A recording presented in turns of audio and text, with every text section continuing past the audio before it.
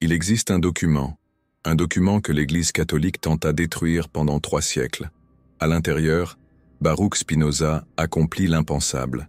Il appliqua les mathématiques pures à l'histoire de Noé, et le résultat fut dévastateur. D'après les calculs de Spinoza, l'arche de Noé n'aurait jamais flotté pendant 40 jours. Elle n'aurait même pas résisté une semaine. Elle aurait sombré en exactement 3 minutes et 47 secondes. Et aujourd'hui, vous allez voir comment il en est arrivé à cette conclusion. Vous comprendrez pourquoi l'Église interdit ces calculs, et vous découvrirez pourquoi des ingénieurs navals modernes confirment que Spinoza avait absolument raison. Mais avant que vous ne pensiez qu'il ne s'agit que d'une autre attaque contre la religion, laissez-moi vous poser une question. Si Dieu a réellement donné des instructions précises à Noé pour construire l'arche, s'il a vraiment fourni des mesures exactes, pourquoi ces mesures violent-elles toutes les lois de la physique? Cette question hanta Spinoza pendant des années, et la réponse qu'il trouva changea à jamais notre compréhension de la différence entre vérité littérale et vérité allégorique. Nous sommes en 1670, Spinoza a 38 ans et vit en exil en Hollande. Il a été expulsé de la communauté juive d'Amsterdam pour ses idées hérétiques. Mais c'est précisément cet isolement qui lui permit de faire quelque chose de révolutionnaire. Il décida de lire la Bible comme un ouvrage d'ingénierie. Dans son traité théologico-politique, Spinoza consacre un chapitre entier à ce qu'il appelle les impossibilités physiques du texte sacré. Et l'arche de Noé en était l'exemple le plus criant. Spinoza commence par les mesures fournies par la Bible elle-même. Genèse 6:15. Voici les dimensions de l'arche. 300 coudées de long, 50 coudées de large et 30 coudées de haut. Un coude à cette époque équivalait à environ 45 cm. Cela signifie que l'arche mesurait 135 mètres de long, 22,5 mètres de large et 13,5 mètres de haut. Impressionnant, n'est-ce pas? Jusqu'à ce que Spinoza commence à faire les comptes.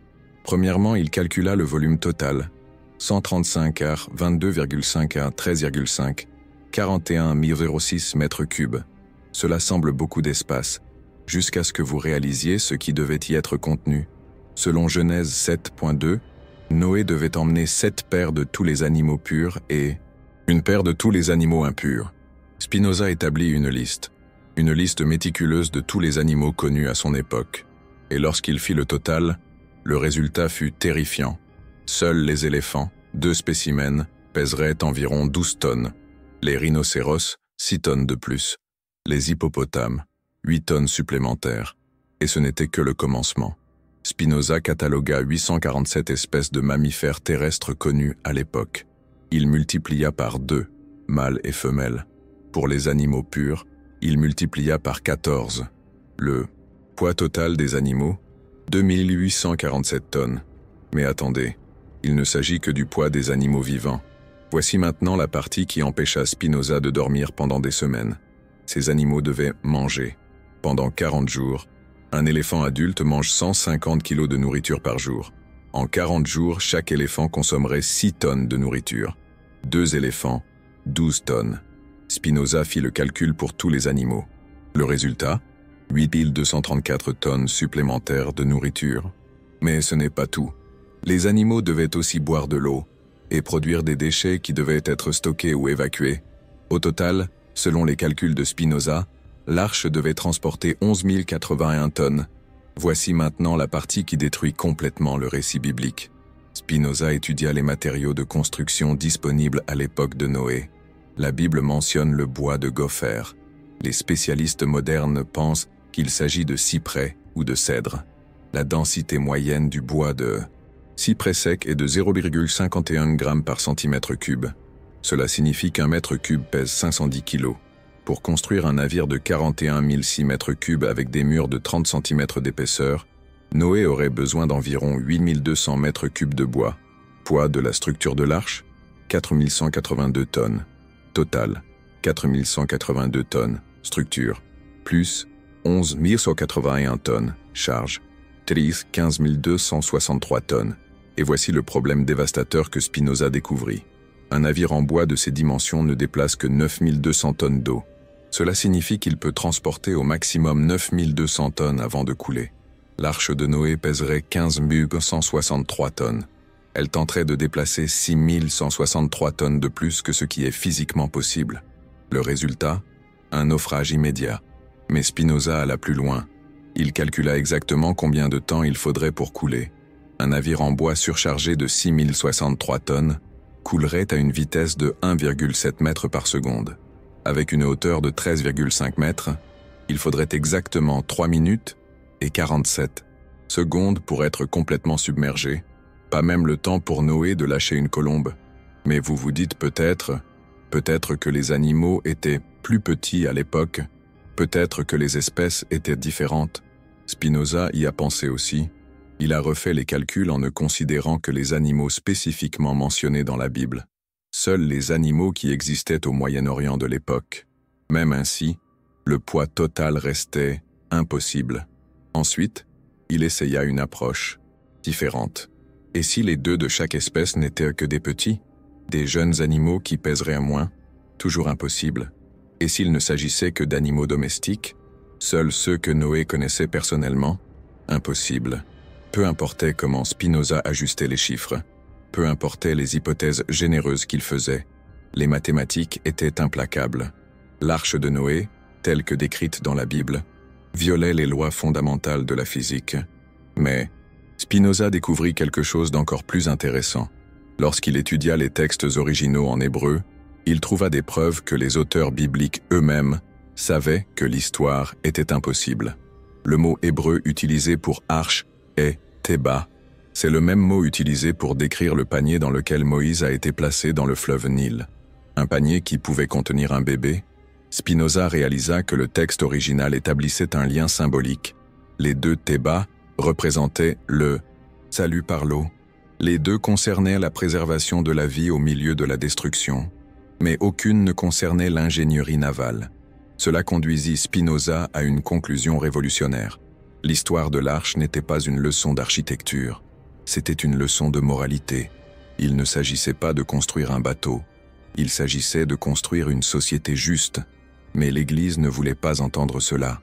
Elle insistait sur l'interprétation littérale. Et lorsque les calculs de Spinoza commencèrent à circuler parmi les intellectuels européens, la réaction fut explosive. En 1674, le pape Clémentin X publia une bulle papale spécifique condamnant ceux qui appliquent en des mathématiques profanes aux textes sacrés. Spinoza n'était pas nommé, mais tous savaient de qui il était question. Un silence pesant. L'Inquisition espagnole fut plus directe. Elle ajouta les calculs de l'arche à la liste des hérésies mathématiques, passibles de mort. Pourquoi? Pourquoi une réaction aussi violente de l'Église face à de simples mathématiques? Parce qu'ils en comprirent les implications. Si l'arche de Noé était physiquement impossible, si l'un des récits les plus fondamentaux de la Bible violait les lois de la nature, qu'est-ce d'autre pourrait être remis en question? La séparation de la mer Rouge, l'arrêt du soleil dans le ciel, la résurrection? Spinoza avait ouvert une boîte de Pandore. Il avait démontré que les mathématiques pouvaient être appliquées à n'importe quel récit biblique et que tous ne survivraient pas à un examen scientifique rigoureux. Mais il y a quelque chose d'encore plus fascinant dans l'analyse de Spinoza, quelque chose qu'il découvrit concernant l'ingénierie navale de l'époque. Spinoza étudia les navires les plus avancés du XVIIe siècle, les galions espagnols, les navires de guerre hollandais, les embarcations commerciales les plus sophistiquées du monde. Le plus grand navire de l'époque pesait environ 2000 tonnes. Sa construction prenait des années, nécessitait des centaines d'ouvriers spécialisés, utilisait les meilleurs bois disponibles et incarnait des siècles de savoir-faire naval accumulés. Et même ainsi, ces navires rencontraient des problèmes constants, des fuites, des avaries structurelles, des limitations de charges sévères. Comment Noé, travaillant seul avec sa famille, aurait-il pu construire quelque chose 5 fois plus grand, sans connaissance de l'ingénierie navale, sans outils adéquats, sans chantier naval? Spinoza calcula qu'il aurait fallu au minimum 200 hommes travaillant pendant 10 ans pour construire une embarcation des dimensions de l'arche, et cela en utilisant la technologie du XVIIe siècle. Noé, lui, aurait accompli cela en quelques mois, avec l'aide seulement de sa famille. Mathématiquement impossible. Mais Spinoza découvrit quelque chose d'encore plus intéressant en étudiant la stabilité structurelle de l'embarcation. Une embarcation, avec le rapport longueur-largeur de l'arche, serait extrêmement instable. Toute vague latérale la ferait brutalement chavirer. En mer agitée, elle se briserait en deux en quelques heures. Spinoza calcula que l'arche aurait besoin d'au moins 40 mètres de large pour avoir une stabilité de base en haute mer. La Bible ne spécifie que 22,5 mètres, et cela en supposant des mers calmes. Lors d'une tempête mondiale qui dura 40 jours, impossible. Mais peut-être le plus dévastateur de tous les calculs de Spinoza concernant la ventilation. La Bible ne mentionne qu'une « fenêtre » dans l'arche. Spinoza calcula le volume d'air disponible et la consommation d'oxygène de tous les animaux. Avec 847 espèces de mammifères respirant continuellement, l'oxygène disponible s'épuiserait en moins de 18 heures. Tous les animaux mourraient asphyxiés dès le premier jour. Et cela sans considérer l'accumulation de dioxyde de carbone, ou les gaz toxiques produits par la décomposition des déjections. L'arche serait devenue une chambre à gaz mortelle en Pietzoncent. Quelques heures. Lorsque Spinoza présenta ses calculs à un groupe d'érudits à Amsterdam, la réaction fut un choc silencieux. Personne ne put réfuter les chiffres. Personne ne put trouver de faille dans les mathématiques. Mais tous ne furent pas indignés. Certains virent quelque chose de profond dans l'analyse de Spinoza. Si l'histoire de l'arche était physiquement impossible, mais spirituellement puissante, peut-être était-ce justement le point. Peut-être la Bible n'a-t-elle jamais prétendu être un manuel d'ingénierie.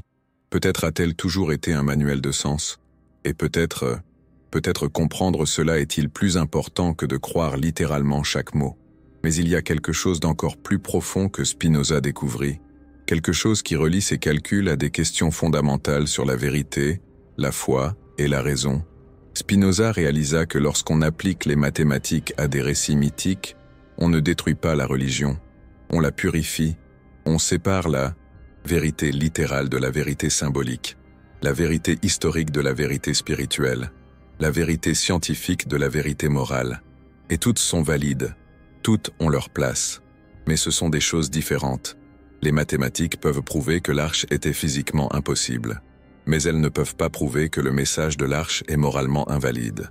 La physique peut démolir l'ingénierie de Noé, mais elle ne peut pas démolir l'espoir que représente l'histoire de Noé. La science peut montrer que le déluge global est géologiquement impossible, mais elle ne peut pas montrer que l'idée de renouvellement moral est spirituellement impossible. Spinoza comprit cela. Il n'attaquait pas la religion. Il défendait l'intégrité intellectuelle. Il disait: nous pouvons avoir la foi sans abandonner la raison. Nous pouvons avoir la spiritualité sans ignorer la science. Nous pouvons avoir la vérité divine sans nier la vérité physique. Mais ce message était trop radical pour son époque, et peut-être l'est-il encore pour la nôtre, car il est plus facile de choisir des camps. Il est plus simple d'être totalement religieux ou totalement scientifique. Il est moins compliqué de rejeter complètement la Bible ou d'accepter complètement tout ce qu'elle contient. Spinoza proposait quelque chose de beaucoup plus difficile. Il proposait la nuance, la discrimination, la capacité de distinguer entre différents types de vérité. Et cela exige une maturité intellectuelle que tout le monde n'est pas disposé à développer. Mais il y a une dernière découverte de Spinoza qui va changer votre perspective sur toute cette question. Une découverte qu'il fit lorsqu'il étudia les autres versions de l'histoire du déluge. Spinoza découvrit que l'histoire de Noé n'était pas unique. Des cultures du monde entier avaient des récits similaires. Les Sumériens avaient Utnapishtim, les Grecs avaient Deucalion, les Hindous avaient Manu. Toutes impliquaient un déluge global, toutes impliquaient un homme juste étant sauvé, toutes impliquaient des animaux étant préservés. Et voici le plus intéressant. Aucune d'elles ne spécifiait les dimensions exactes de l'embarcation. Seule la version biblique fournissait des mesures spécifiques. Seule elle créait l'impression qu'elle décrivait un événement historiquement précis. Spinoza réalisa que cela était significatif. Les éditeurs de la Bible avaient délibérément ajouté des détails techniques à un récit universel. Ils voulaient en qu'il paraisse factuel, historique, littéral. Mais pourquoi? Pourquoi transformer une parabole universelle en un récit prétendument historique? La réponse que Spinoza trouva fut politique. La version biblique de l'histoire du déluge fut éditée pendant l'exil babylonien. Les Israélites essayaient de préserver leur identité culturelle en terre étrangère. Ils avaient besoin que leurs histoires paraissent plus réelles que les histoires des autres cultures. plus spécifique, plus détaillé, plus factuel. Alors ils ajoutèrent des mesures, des nombres, des spécifications techniques, non pas parce que ces spécifications étaient historiques, mais pourquoi cette histoire semblait-elle plus crédible que les versions concurrentes? C'était du marketing religieux, du branding culturel, et ça a marché. La version biblique du récit du déluge est devenue la plus connue, la plus influente, la plus acceptée, mais le prix à payer fut élevé. En essayant de rendre l'histoire littérale, les rédacteurs l'ont rendue vulnérable à l'analyse littérale. Et lorsque cette analyse arriva enfin, sous la forme des calculs de Spinoza, l'histoire s'effondra mathématiquement. Spinoza comprit l'ironie. Les rédacteurs bibliques avaient créé le problème qu'il était en train de résoudre. Ils avaient rendu littérale une histoire qui n'était jamais destinée à l'être. Et maintenant, il lui incombait de montrer que l'histoire pouvait être vraie sans être factuelle, significative sans être historique, divine sans être scientifique. Mais cette leçon mit 3 siècles à être comprise. Et peut-être sommes-nous encore en train d'apprendre. Car la question que Spinoza posait réellement n'était pas « l'arche était-elle possible ?» La question était « que faisons-nous lorsque la vérité scientifique contredit la vérité religieuse ?» Et sa réponse fut révolutionnaire. « Nous les distinguons. Nous les honorons toutes deux. Nous utilisons chacune pour ce à quoi elle sert le mieux. La science pour comprendre comment le monde fonctionne. La religion pour comprendre pourquoi cela importe. Les mathématiques pour résoudre des problèmes pratiques. Le mythe pour donner un sens à l'expérience humaine. La physique pour construire de vrais navires. La foi pour naviguer dans les tempêtes de la vie. Mais il y a quelque chose de plus profond encore dans les calculs de Spinoza. Quelque chose qui va au-delà de la question de l'arche.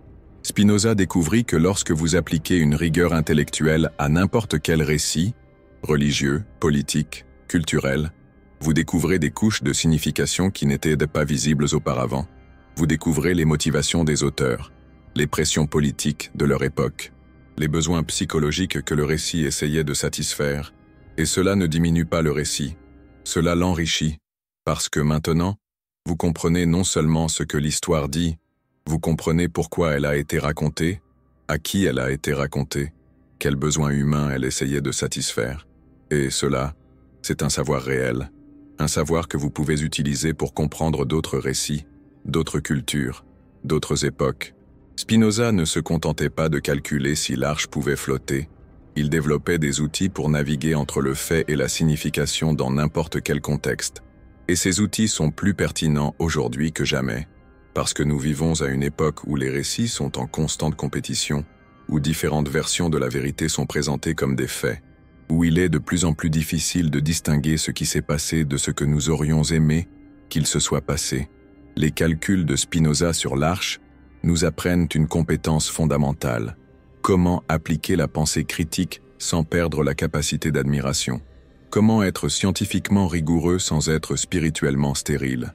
Comment remettre en question les récits sans perdre la capacité d'être inspiré par eux? Et peut-être est-ce là la leçon la plus importante de toutes.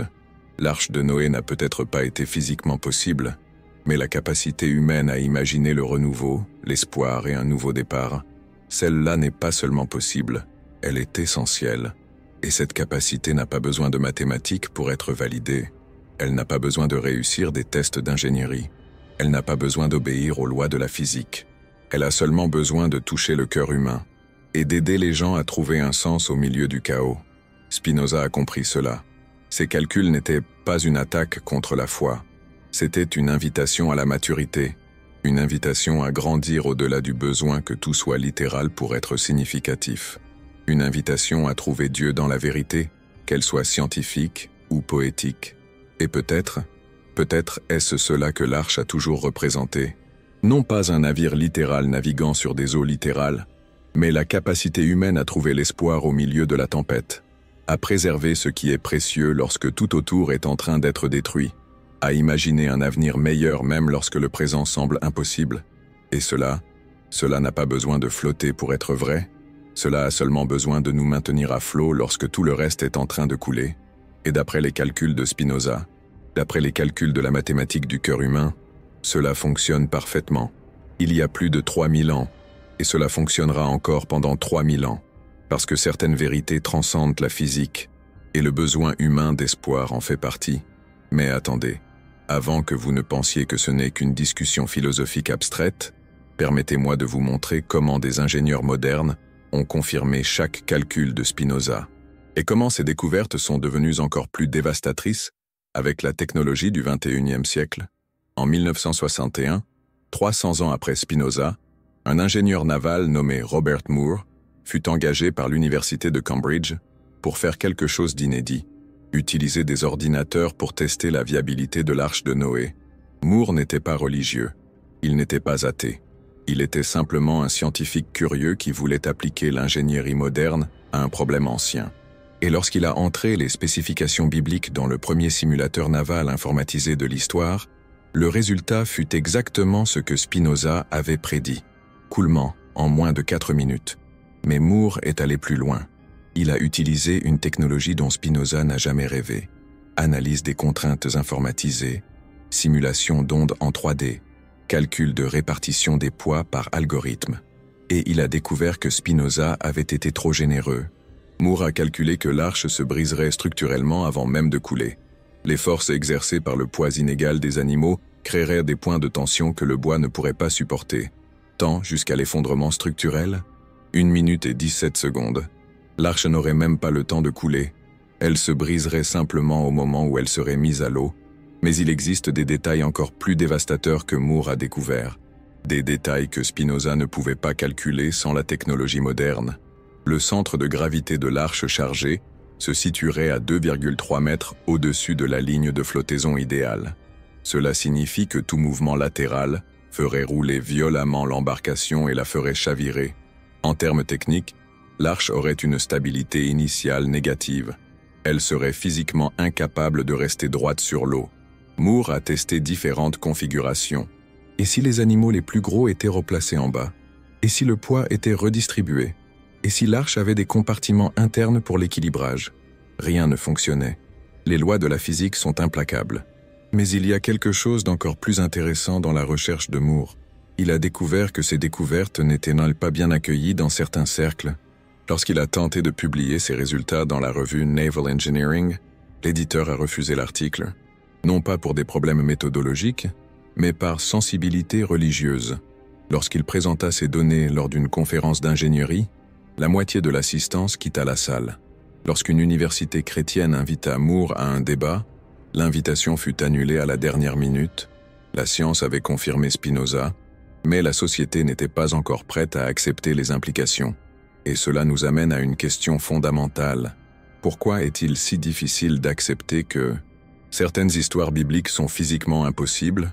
La réponse que Moore trouva vous surprendra. Moore mena une enquête sociologique. Il interviewa 100 personnes au sujet de l'arche de Noé.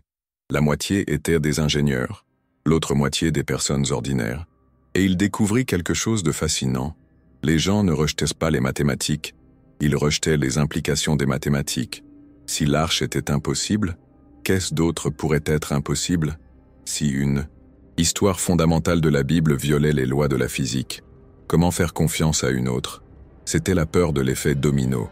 L'inquiétude que remettre en question un récit conduirait à remettre en question tous les récits.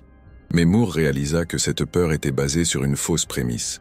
La prémisse que la vérité religieuse et la vérité scientifique sont concurrentes, et c'est là qu'il découvrit quelque chose que Spinoza savait déjà il y a 300 ans. Elles ne sont pas concurrentes, elles se complètent. La science peut nous dire que l'arche était physiquement impossible, mais elle ne peut pas nous dire que le message de l'arche est spirituellement invalide. Les mathématiques peuvent démolir l'ingénierie de Noé, mais elles ne peuvent pas démolir l'espoir que l'histoire de Noé inspire. Et lorsque vous comprenez cela, lorsque vous comprenez vraiment la différence entre vérité littérale et vérité symbolique, quelque chose de magique se produit. Vous devenez libre d'admirer la beauté d'une histoire sans avoir besoin d'y croire littéralement. Vous pouvez être touché par le message de l'arche sans avoir besoin de défendre sa plausibilité physique. Vous pouvez trouver une signification spirituelle sans abandonner la rigueur intellectuelle.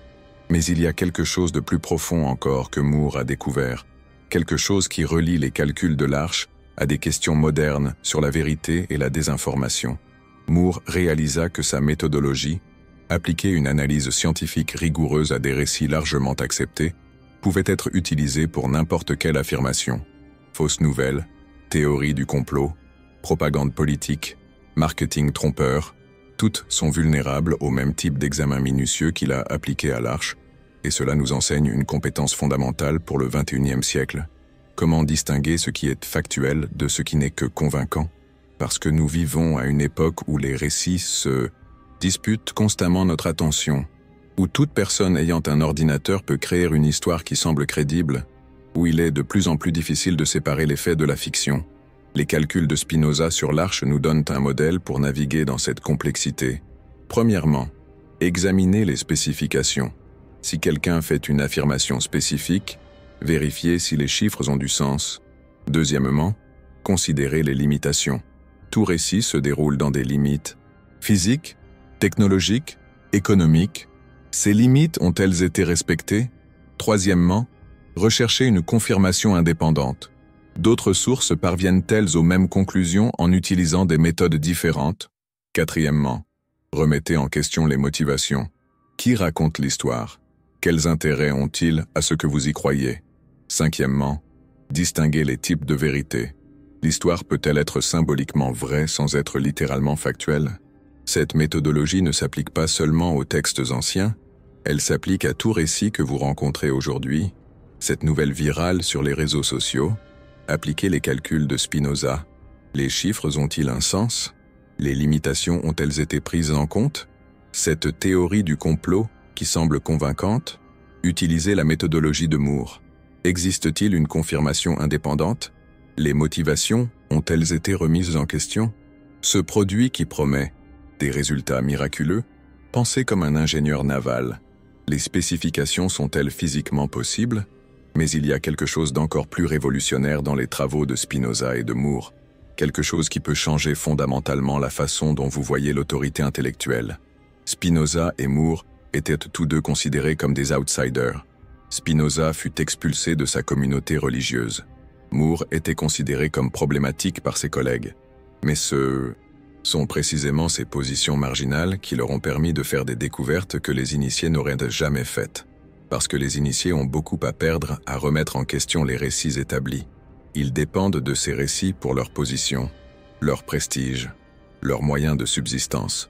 Les outsiders ont une liberté intellectuelle que les initiés n'ont pas. Et cela nous enseigne quelque chose de crucial sur l'endroit où chercher la vérité. Pas toujours dans les sources les plus évidentes, pas toujours dans les voies les plus fortes, pas toujours chez les spécialistes les plus accrédités. Parfois, la vérité vient de personnes qui sont prêtes à poser des questions que les autres ont peur de poser, des personnes disposées à appliquer une logique rigoureuse même si cela les rend impopulaires, des personnes disposées à suivre les preuves même si elles mènent à des conclusions gênantes. Spinoza et Moore avaient ce courage, et c'est pourquoi leurs découvertes ont survécu à l'épreuve du temps. Mais il y a une dernière couche dans l'histoire des calculs de l'Arche, une couche qui changera votre perspective sur le but même du questionnement. En 1994, un professeur de théologie nommé David Marcus fit quelque chose d'inédit. Il utilisa les calculs de Spinoza non pas pour attaquer la religion, mais pour la défendre. Marcus a soutenu qu'en prouvant que l'Arche était physiquement impossible, Spinoza avait en réalité prouvé que l'histoire parlait de quelque chose de beaucoup plus grand que l'ingénierie. Si l'Arche ne pouvait pas fonctionner par des moyens naturels, alors tout fonctionnement de celle-ci devait être surnaturel. Si les lois de la physique rendaient l'Arche impossible, alors son existence serait la preuve que des lois supérieures à celles de la physique étaient à l'œuvre. Marcus retournait la logique de Spinoza, utilisant l'impossibilité physique comme preuve d'intervention divine. Et cela a créé un débat fascinant. Qu'est-ce qui est le plus impressionnant? Un Dieu qui travaille dans le cadre des lois de la nature, ou un Dieu qui suspend ses lois si nécessaire? Un miracle qui respecte la physique, ou un miracle qui transcende la physique? Marcus soutenait que Spinoza, sans le vouloir, avait prouvé que l'Arche ne pouvait être qu'un miracle authentique, car toute explication naturelle était impossible. Cela a divisé les scientifiques et les théologiens. Certains scientifiques ont déclaré que Marcus utilisait une logique circulaire, que l'on ne peut pas prouver le surnaturel par l'impossibilité naturelle. Certains théologiens ont déclaré que Marcus diminuait Dieu, qu'un vrai Dieu n'aurait pas besoin de violer ses propres lois pour accomplir ses desseins. Mais certains ont perçu une profondeur insondable dans l'argument de Marcus. Peut-être la question n'est-elle pas de savoir si l'arche était possible? Peut-être s'agit-il de ce que son impossibilité nous enseigne sur la nature de la réalité? Peut-être. Existe-t-il des aspects de l'expérience humaine qui transcendent les calculs, des dimensions de la vie qui ne peuvent être réduites à la mathématique? L'amour, l'espoir, le sens, le but. Vous pouvez mesurer les battements cardiaques de quelqu'un d'épris, mais pouvez-vous mesurer l'amour lui-même? Vous pouvez calculer la probabilité statistique du succès, mais pouvez-vous calculer l'espoir en soi? Vous pouvez analyser les composants neurologiques de l'expérience religieuse, mais pouvez-vous analyser le sacré en lui-même? Marcus soutenait que l'arche représente ces dimensions incalculables de l'existence humaine, qu'elle symbolise des aspects de la réalité qui sont réels, mais non mesurables, importants, mais non quantifiables, vrais, mais non scientifiques. Et peut-être est-ce là la leçon la plus profonde des calculs de Spinoza. Non pas que la mathématique puisse détruire la religion, mais que la mathématique peut purifier la religion, en la forçant à se concentrer sur ce qui compte vraiment, sur ce qui est genuinement transcendant, sur ce qui touche véritablement le cœur humain. L'arche n'a peut-être pas été un événement historique, mais le renouveau qu'elle représente est un besoin psychologique réel. Le déluge n'a peut-être pas été géographiquement universel, mais le sentiment que le monde a besoin d'être purifié et de recommencer est universellement humain. Noé n'a peut-être pas été une personne historique, mais l'idée que quelqu'un puisse préserver ce qui est précieux au milieu de la destruction est éternellement pertinente. Et cela n'a pas besoin de confirmation mathématique. Cela a seulement besoin de toucher votre âme. Mais il existe une application encore plus pratique des découvertes de Spinoza, une application qui peut transformer la façon dont vous prenez des décisions dans la vie réelle. Spinoza a développé ce qu'il appelait le scepticisme constructif, la capacité de remettre en question les récits sans perdre la capacité d'être inspiré par eux. Cela fonctionne ainsi. Chaque fois que vous rencontrez une histoire qui semble puissante, une idée qui semble révolutionnaire, une promesse qui semble transformatrice, appliquez la méthodologie de Spinoza. Premièrement, examinez les spécifications. Les détails ont-ils un sens? Les chiffres sont-ils plausibles? Deuxièmement, considérez les limitations. L'histoire respecte-t-elle les limitations connues de la réalité? Troisièmement, recherchez les motivations. Cachez. Qui profite si vous croyez à ce récit? Quatrièmement, séparez le factuel du symbolique. Quelles parties peuvent être littéralement vraies? Quelles parties sont métaphoriquement puissantes? Cinquièmement, conservez ce qui fonctionne. Même si l'histoire n'est pas factuelle, quels aspects peuvent enrichir votre vie? Cette méthodologie peut être appliquée à n'importe quelle situation. Ce gourou qui promet de transformer votre vie en 30 jours? Utilisez les calculs de Spinoza. Les Kaides. Promesses respectent-elles les limitations connues de la psychologie humaine? Cet investissement qui garantit des rendements extraordinaires? Pensez comme Moore. Les chiffres ont-ils un sens dans les limites économiques connues? Ce régime qui promet des résultats miraculeux? Appliquez le scepticisme constructif. Séparez ce qui peut être biologiquement factuel de ce qui est simplement motivant. Mais le plus important, conservez la capacité d'être inspiré, car le but n'est pas de devenir cynique. Le but est de devenir sage. La différence est cruciale. Le cynisme rejette tout. La sagesse discerne. Le cynisme paralyse. La sagesse libère. Le cynisme diminue la vie. La sagesse l'enrichit. Spinoza n'était pas cynique. Il était sage. Il pouvait calculer que l'arche était impossible et être encore touché par la beauté de l'histoire. Moore n'était pas cynique. Il était scientifique. Il pouvait démolir l'ingénierie navale de Noé et apprécier encore l'espoir que Noé représente. Et vous pouvez faire de même. Vous pouvez appliquer une pensée critique rigoureuse et maintenir une ouverture spirituelle. Vous pouvez remettre en question les récits littéraux et valoriser les vérités symboliques. Vous pouvez être scientifiquement informé et spirituellement nourri, parce que différents types de vérités servent à des fins différentes. La vérité scientifique nous aide à naviguer dans le monde physique.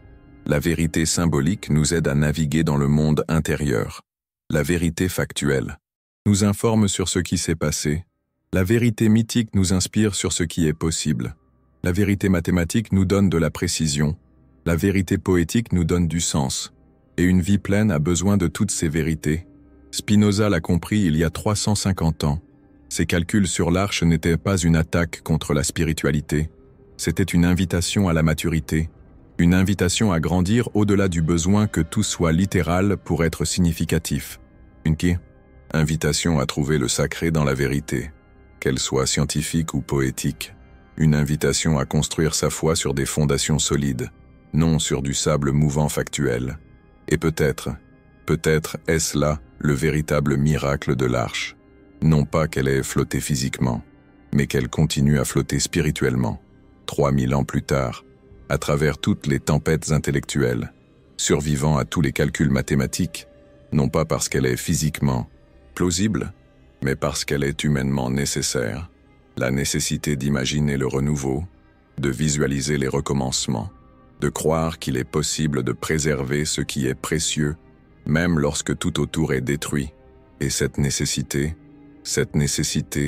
est plus forte que n'importe quelle force physique, plus durable que n'importe quelle structure matérielle, plus réelle que n'importe quel fait historique, parce qu'elle vit dans le cœur humain, et le cœur humain n'obéit pas aux lois de l'ingénierie navale, il obéit aux lois de l'amour, de l'espoir, du sens, et par ces lois, par la mathématique du cœur, l'arche ne flotte pas seulement, elle vole, transportant chaque génération à travers les eaux turbulentes de sa propre époque, chargeant le fardeau le plus précieux de tous, la capacité humaine d'imaginer que demain peut être meilleur qu'aujourd'hui, et cela n'a pas besoin de calcul pour être prouvé, cela a seulement besoin d'être vécu, comme Spinoza l'a vécu, questionnant courageusement, mais ne cessant jamais d'admirer, comme Moore l'a vécu, appliquant la science rigoureusement, mais ne perdant jamais la capacité de s'émerveiller, comme vous pouvez le vivre, pensant de façon critique, mais ne cessant jamais de rêver,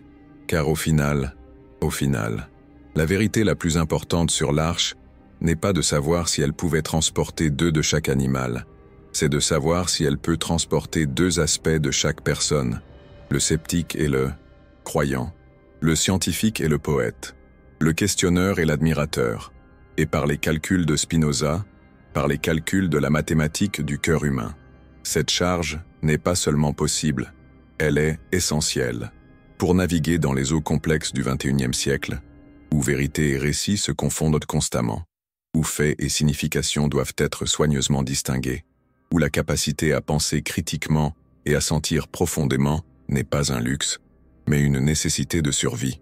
Et l'arche demeure le symbole parfait de ce voyage, non pas comme un événement historique à défendre, mais comme une métaphore éternelle à vivre, la métaphore de la préservation de ce qui est précieux au milieu du chaos, de maintenir l'espoir lorsque tout semble sombrer, de trouver la terre ferme lorsque toutes les références familières ont été submergées, et cela fonctionne parfaitement, non pas parce qu'elle obéit aux lois de la physique, mais parce qu'elle obéit aux lois de l'âme humaine.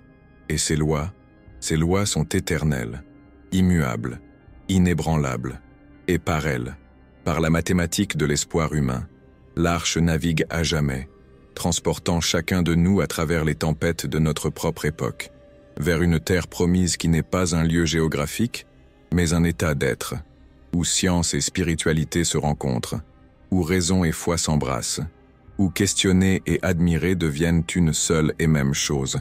Et sur cette terre promise de la maturité intellectuelle, Spinoza attend, avec ses calculs dans une main et son sens de l'admiration dans l'autre, prêt à vous enseigner que les 2 choses non seulement peuvent coexister, mais doivent coexister, afin que vous puissiez naviguer les eaux complexes de l'existence humaine, avec précision mathématique et émerveillement poétique, car c'est le véritable art de vivre.